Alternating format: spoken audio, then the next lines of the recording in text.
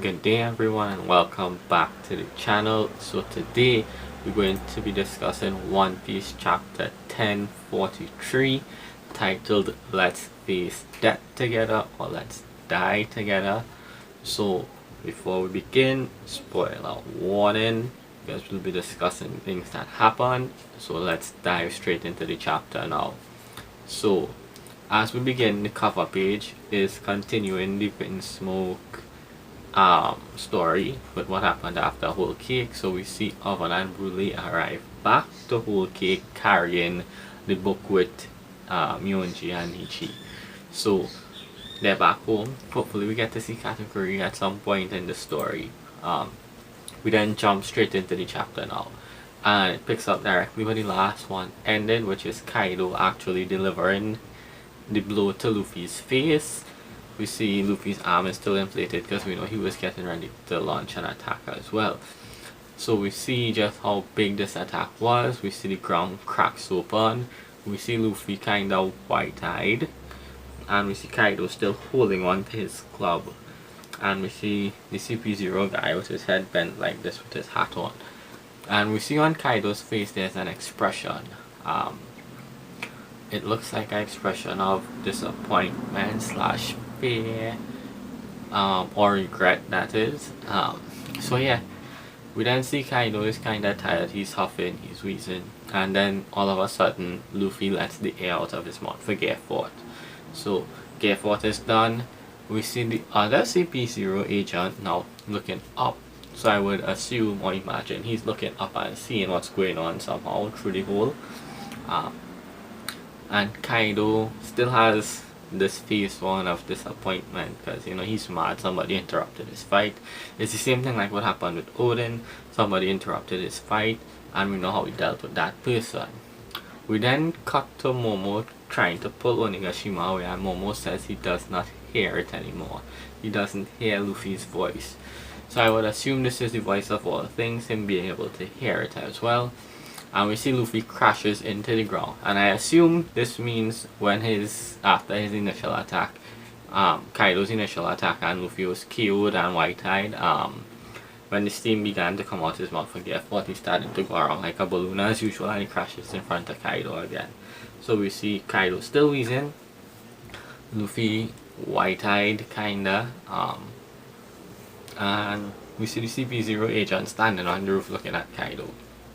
And the narrator comes in and he proclaims the victor. So he says the battle of the rooftop, on top of the dome, the winner, king of the Kaido, king of the beasts. I go to say king of the pirates. Maybe he would if Oda changes the protagonist after 1,000 chapters, but we know that won't happen. Kaido then asks the CP0 agent if he is prepared for what happens next. And he tips his hat, he bends his head and he tips his hat. I assume he's or has prepped himself for the consequences, and Kaido brings down his club on him. We don't see the club actually hit him, but we see the club hacking up, and there's a big huge explosion on top of the skull dome. And we see the rubble starts to fall, and the other CP0 agent looks up and he tips his hat as well. So maybe I'm not acknowledging the other one as dead, something to that effect. I don't know, but in One Piece, don't ever think somebody's dead unless you actually see them die. And even that is a big, because One Piece hardly anybody dies, really and truly. So I'm not sure if the CP0 agent is dead. We then get Kawamatsu. We see his bandage up over one of his eyes, and basically he's telling Samurai to run away from or to get away, the ceiling is collapsing, as well as he also states that the fire inside here is uncontrollable, it's still going strong. And the thing with this fire is there's no water up here to put it out, and it's not brave, it's not worthy for a samurai to burn to death. They're not doing anything for you to just burn to death. That isn't pride, so just escape the fire and try to get to safety, basically is what he's telling them. We then see a huge explosion and we see it's Kaido. Kaido has come back into the life hall or inside of the skull dome then, and he's in dragon form now, and he asks, "Where is your leader? I must have Momonosuke surrender." And he says, "Straw Hat Luffy is dead. If anyone else wishes to challenge me, step forward now." And we see all of the different factions. We see the samurai saying, "No, that can't be. Straw Hat can't be dead." We see the Beast Pirates saying, "Ah, Master Kaido is utterly victorious. You took out Big Mom, but essentially Big Mom is weaker than Kaido. Kaido is stronger." But what's interesting is we then get a scene with Law and Kid. Kid says it was a short-lived dream. Sorry. Law says this is a brutal reality. There's nothing left in my tank. Chopper begins to cry as usual, and he says, "Oh no, Luffy got beaten." Then we see Nami and not Otoko, Nami and the little girl Tama come out from where they were hiding, and yeah, Nami begins to scream at Kaido. And Toko is telling her, not Toko again. I keep saying Toko, I don't know why. Probably because Otoko was in the last chapter. But Tama keeps screaming to Nami or asking her, "Don't go out there, come back in here." And Nami begins to scream that, "You know, I won't let you get away with this. What is Kaido talking about? Keep your lies to yourself. There's no way Luffy lost. Of course he's not dead. That's ridiculous." And Kaido hears and he looks over to her. And Nami continues screaming at Kaido that he's a liar and she doesn't believe him. And Kaido is like, "Ah, somebody with some cojones, some moxie." And he readies up a blast breath or a borrow breath and fires it at Nami. But Marco comes in for the save and he blocks the attack. And Nami seems to have collapsed on the ground and is crying for Luffy. So interesting. Kaido then gives his speech and he says, you know, "Onigashima will soon land on the Flower Capital like I planned, and unlike Orochi, I'm not a pushover." And that means basically this entire country, to me, it's just a weapons factory. Women and children, everybody is going to be put to use as a slave. Everyone is a slave.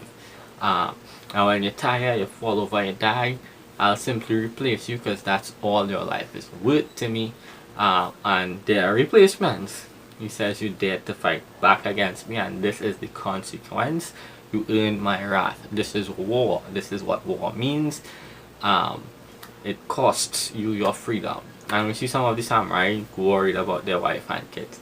And Kaido screams out now to bring Momonosuke to him. The battle isn't over until he deals with him. We then cut back to Law and Kid again, and we see the Beast Pirates are trying to go after them because they're tired. According to them, they're on death's door.